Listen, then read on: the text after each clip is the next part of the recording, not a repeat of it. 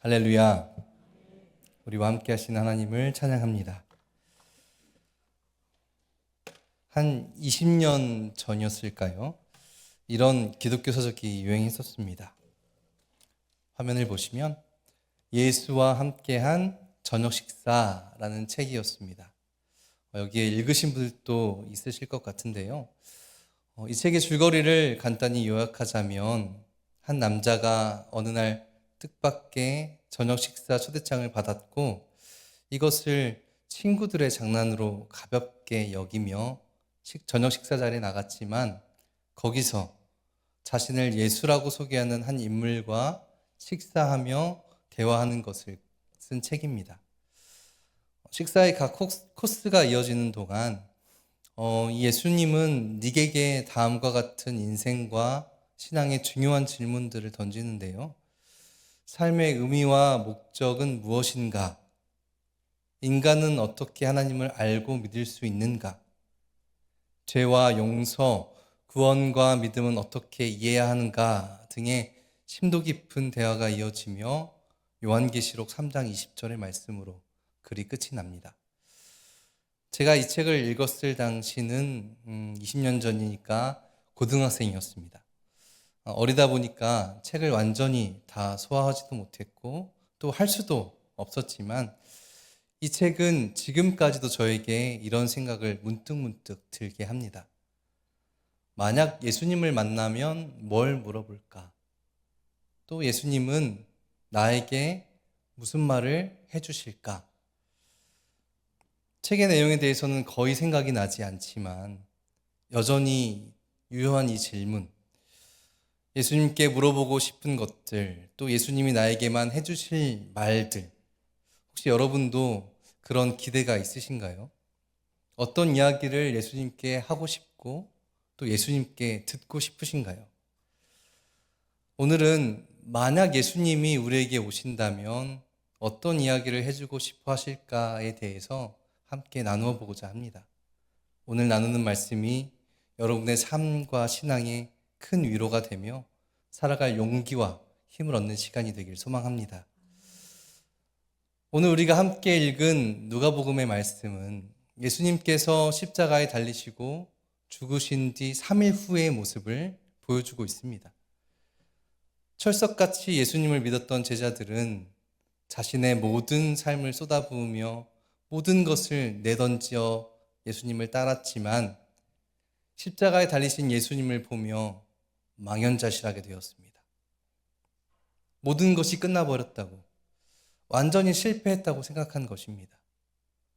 오늘 본문의 평행 본문인 요한복음 20장 19절에서는 제자들이 유대인들을 두려워하여 모여 있었다라고 말하는데요.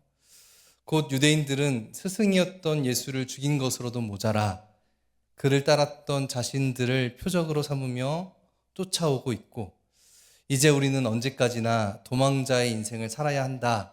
우리는 완전히 실패했다. 라고 생각할 수밖에 없었습니다.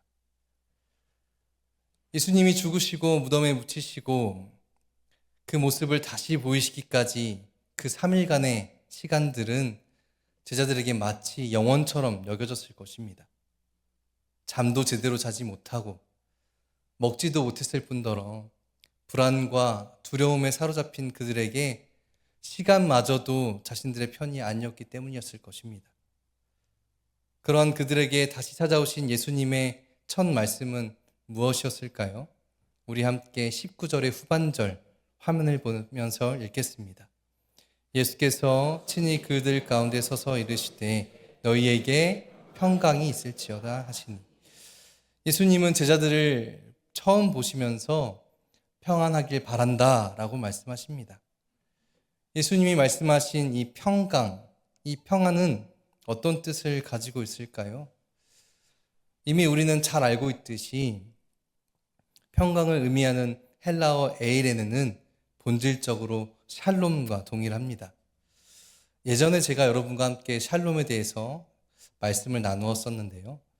샬롬은 전쟁이 그친 상태로의 평화를 말하는 것이 아니라 전쟁이라는 개념이 없는 태초의 원시 상태, 곧 하나님의 통치가 이루어지는 에덴 동산의 평화를 말하는 것이 샬롬이라고 그랬습니다.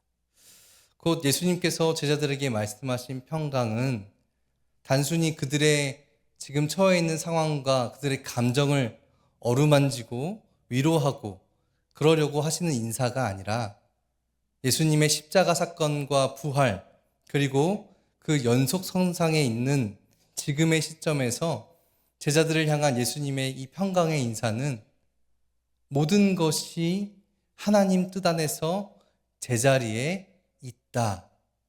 곧 이 모든 것이 완전한 하나님의 때다라는 것을 뜻하는 것입니다. 네, 모든 것이 완전합니다. 예수님의 십자가 사건이 너희 인생의 실패가 아니고 오로지 하나님의 구원의 역사 안에서 그 뜻이 이루어졌다는 것을 부활한 육신을 통해 그들에게 보여주신 것입니다. 그러나 제자들은 자신들이 보는 것을 환상이라고 여겼습니다. 두려움과 혼란 속에 갇힌 그들이 예수님을 부인하고 도망쳐 큰 죄책감에 휩싸인 그들이 유대인들로부터 보복당할까 공포 속에 함께 모여있던 그들은 예수님의 모습을 환상을 보는 것처럼 또 귀신을 보는 것처럼 여겼다는 것이죠.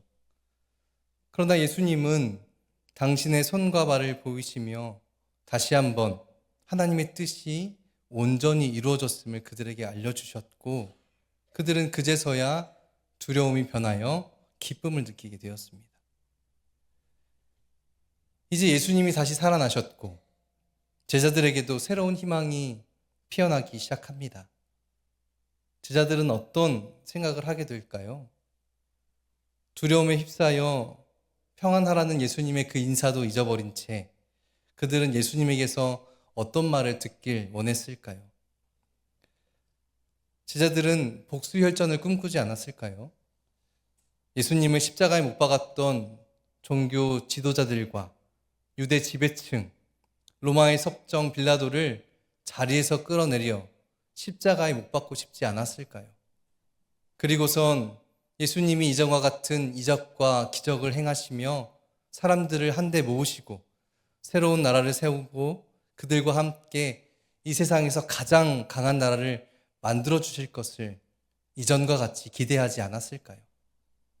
그렇게 예수님이 왕 중의 왕이 되실 것을 기대하면서 자, 이제 한번 가보자 라고 말씀해 주기를 원하지 않았을까요? 아마도 그것이 제자들이 원하는 평안, 완전한 때였을 것입니다. 그런데 예수님은 그들의 기대와는 전혀 다른 상반된 행동을 하십니다.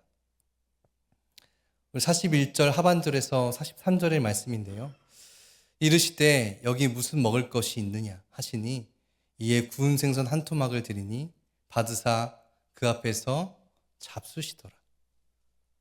예수님은 너무나도 평이한 식사를 하셨습니다. 어제와 다를 것도 없고 내일도 전혀 다를 것 같지 않은 아주 평범하고 평이한 일상을 그들에게 다시 한번 보여주신 것입니다. 그리고 그 식사를 하시며 제자들에게 이르시기를 율법과 예언서와 시편이 말하는 그 모든 내용이 바로 이 자리에서 이루어졌다라고 말씀하십니다. 이어서는 그리스도가 죽고 살아나심에 대하여 예루살렘부터 회개가 시작되어 모든 족속에게 전파될 것이며 너희가 이 일의 증인이 될 것이다 라는 것을 바로 그 식사 자리에서 그들에게 천명하십니다. 이게 도대체 어떤 의미일까요? 예수님은 제자들의 기대와 다르게 왜 그러한 평범한 식사를 통하여서 어떤 말씀을 하고자 하시는 것일까요? 제자들의 기대를 분명히 아셨을 예수님은 왜 이런 행동을 통해서 그들의 기대를 꺾어버리시는 걸까요? 너무나도 평범한 식사 시간입니다. 다시 살아나셔서 예수님이 보이신 그 첫 행보가 겨우 제자들과 함께 떡을 떼고 잔을 드는 것이었습니다. 그러나 그저 배가 고파서 허기가 져서 예수님은 제자들과 함께 식사하신 걸까요? 그렇지 않습니다. 바로 예수님이 평생을 헌신하며 설파하셨던 그 하나님 나라와 하나님의 의가 그 시간 가운데 있기 때문입니다. 예수님이 부활하시고 제자들에게 처음 하신 말씀이 무엇이라고 했죠? 평안하길 바란다라는 것이었습니다. 그 평안을 이루기 위해서, 곧 하나님 나라와 의를 이루기 위해서 부활하신 예수님이 보여주신 그 첫 번째 그 모습을 통해 곧 우리의 평범한 일상 가운데서 이루어질 것이다 라는 것을 예표해 보이신 것입니다. 하지만 제자들과 마찬가지로 우리도 혹시 또 다른 평안을 기대하고 있는 것은 아닌지요? 세상의 논리대로 힘과 재물로 하나님 나라를 이루며 평안을 꿈꾸고 있지는 않습니까? 핍박받는 대로 복수하며 그들보다 정점에 서는 것이 평안이라고 생각하고 있지는 않냐는 것입니다. 하나님 나라와 의보다 어떤 이상이나 나의 꿈을 이루는 것이 옳다고 여기지는 않으십니까? 의심 많은 도마처럼,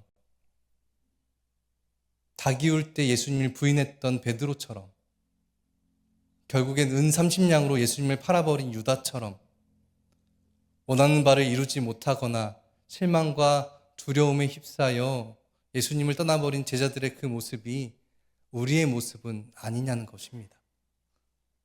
그래서 예수님이 우리를 찾아오셨을 때 다시 우리의 기대와 소망을 이뤄주시길 바라며 우리의 욕심에 대한 응답을 가장 듣고 싶어하고 있는 것은 아니냐라는 것이지요. 그러나 예수님은 그럼에도 불구하고 제자들을 모으시고 그 자리에서 함께 식사하셨습니다. 가장 평범한 일상을 그들에게 다시 보이신 것입니다. 그런데 생각해보면 예수님의 사역은 늘 그랬던 것 같습니다. 가난하고 병든 자들, 여러 가지 이유로 일상을 살아가기 힘든 자들을 불러 모으시고 그들의 일상이 평범해지는 기적을 행하셨습니다. 가난해서, 병들어서, 나그네여서, 고아여서, 과부여서, 그저 어리다는 이유로 남들과 조금 다를 뿐인데 죄인 되었던 자들에게 부자가 되고 건강해지는 복을 선물하신 것이 아니라 그들이 평범하게 살아갈 수 있는 기적과 이적을 행하셨던 것 같습니다.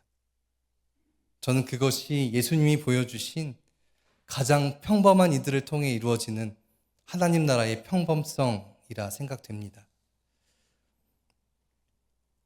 제자들이 가장 듣고 싶어 했던 말이 아닌 평범한 식사를 하신 예수님.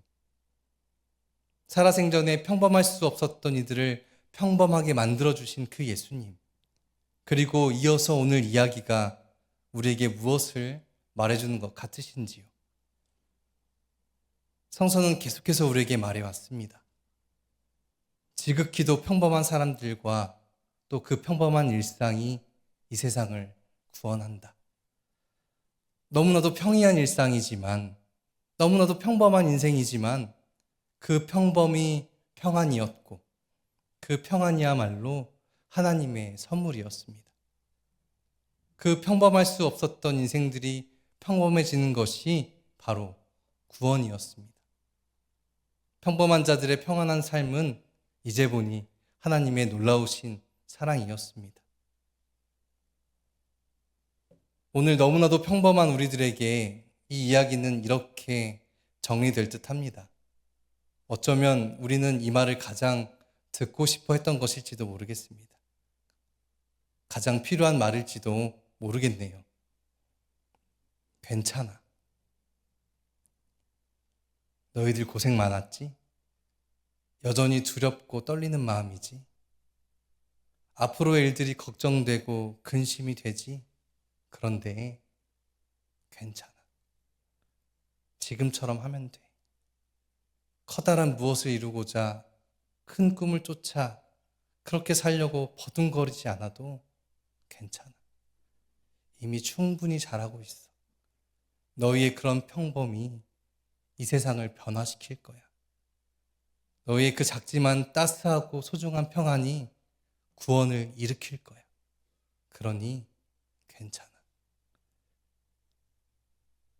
그제서야 제자들도 깨닫습니다. 아, 이것이구나. 큰일을 도모하고 거사를 치러서 그렇게 하나님 나라를 이루는 것이 아니라 주어진 삶에 감사하고 나에게 괜찮다 말씀하시는 하나님께 기대어 사는 것이 하나님 나라를 이루는 것이구나.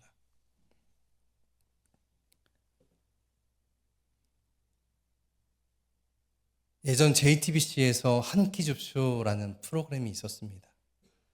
보신 분들도 있으시겠지만 아무 집에 찾아가서 밥 한 끼 얻어먹는 프로그램이었습니다. 그날은 연예인 이경규 씨, 강호동 씨, 이효리 씨가 나왔었는데요.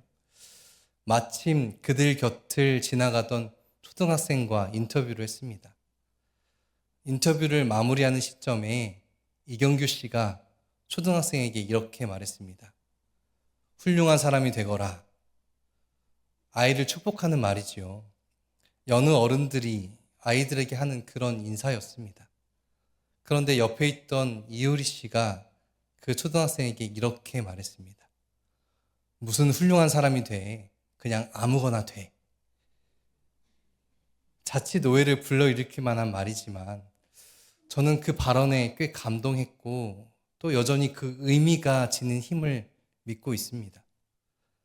꼭 무언가를 이루어야만, 꼭 어떤 정점에 서야만, 꼭 무언가를 갖추어야만 대단하고 멋지고 성공한 훌륭한 인생일까? 이러한 극소수의 사람을 제외하면 나머지 이 세상을, 이 사회를 채우고 있는 평범한 사람들의 삶은 도대체 무엇일까? 훌륭한 사람이 되지 않아도 괜찮아. 그냥 아무거나 돼도 괜찮아. 그저 너의 삶을 살길 바라고 응원해. 저는 이효리 씨의 말을 이렇게 받아들였습니다. 사랑하는 여러분, 예수님께 가장 듣고 싶은 말이 무엇인지요? 여러분의 힘들고 지친 일상 속에서, 이루고 싶은 꿈과 계획 속에서, 때로는 실패와 좌절을 맛보는 그 모든 상황 속에 저마다 듣고 싶은 말은 다 다를 테지만 오늘 예수님은 여러분에게 이렇게 말씀하고 계십니다. 괜찮다. 괜찮아. 그러니 여러분, 괜찮습니다. 하나님의 뜻은 여러분의 평범한 일상 속에서 이루어지고 있습니다. 하나님은 여러분의 평범 속에 거하십니다. 하나님은 여러분의 지극히도 평범한 그 식탁에 함께 계십니다. 그리고 하나님은 여러분에게 이렇게 말씀하십니다. 세상 누가 뭐라고 하더라도, 세상이 너를 실패자라 말할지라도, 세상이 너희를 가난하고 병들어서 죄인이라 부를지라도 너는 내 아들이야. 너는 내 딸이야. 하나밖에 없는 내가 고통 중에 낳은 내 자녀야. 내가 가장 사랑하는 내 것이야. 그러니까 괜찮아. 사랑하는 여러분, 하나님이 우리를 자녀로 부르십니다. 우리가 어떠한 사람이고 무엇을 이루었고 무엇을 갖추었는지가 아니라 그저 우리를 자녀로 부르십니다. 우리를 딸이라고, 아들이라고, 하나님의 사랑하는 단 하나뿐인 자녀라고 우리에게 말씀하십니다. 그거면 되지 않을까요? 그거면 충분하지 않겠습니까? 그러니 여러분, 여러분의 인생 잘하고 계십니다. 여러분 참으로 괜찮습니다. 우리의 지극히도 평범한 일상으로부터 하나님 나라가 시작된다는 것, 그것을 다시 한번 믿음으로 고백하시고 언제나 우리에게 괜찮다 말씀하시는 하나님을 의지하며 내게 주어진 삶과 또 사람들을 사랑하며 살아가는 가장 평범하지만 그러나 가장 반짝거리는 복된 인생을 살아가는 저와 여러분이 되기를 주님의 이름으로 축원합니다. 기도하겠습니다. 우리를 자녀로 부르시고 괜찮다 말씀하시는 하나님. 그러나 우리들은 지극히도 평범해서 늘 불안함과 걱정을 안고 삽니다. 때로는 너무나도 초라해 보여서, 너무나도 연약해서 눈물 짓고 주저앉아 있는 우리지만 그러나 주님이 말씀하신 평안이 바로 우리에게 이미 주어져 있음을, 우리가 하나님 나라의 주인임을 이 시간 다시 한번 깨닫습니다. 그러니 주님, 이제는 평안함을 즐거이 누리는 우리가 되길 원합니다. 평범함의 은총을 기뻐하는 우리가 되길 원합니다. 평범한 일상 가운데 세워지는 하나님 나라를 바라보는 우리가 되길 간절히 원합니다. 또한 주님이 일생을 바쳐 보이셨던 그 평범함의 회복을 우리만 누리지 않고 여전히 세상 가운데 분주하고 힘들게 살아가는 우리의 이웃들에게 평범하지만 그 누구보다도 행복한 삶으로 보여주는 우리 모두가 되길 간절히 원합니다. 이제로부터 영원토록 우리와 함께 행복한 웃음을 보여주실 우리 주님을 기대합니다. 우리에게 주신 2월 한 달이 바로 이러한 우리의 평범함 가운데 드러날 하나님 나라를 기대하는 시간들이 되길 간절히 원하며 우리 주 예수 그리스도의 이름으로 기도합니다. 아멘. 우리 찬송가